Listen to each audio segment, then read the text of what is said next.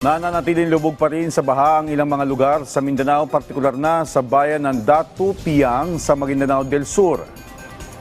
Ayon kay MDRRMO Head Suhara Sapalon, bagamat nakatanggap na sila ng tulong mula sa national government at ilang non-government organizations, umaapila pa rin ang lokal na pamahalaan ng dagdag na relief goods para sa libu-libong residenteng apektado ng matagal na pagbaha. Batay sa datos ng LGU, nasa kabuuang 9,545 na pamilya na sinalanta, kabilang na higit 1,000 pamilya na nasa evacuation center.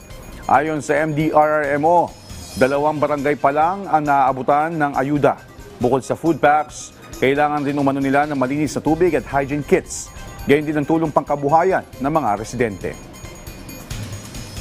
Nagpapasalamat po kami doon sa tulong ng mga ahensya ng pamahalaan at ng meron pong non-government organization na tumulong din po.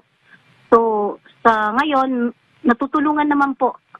Siguro itong kanilang ayuda na dumating, inshallah magtatagal po siya ng nasa 1 linggo.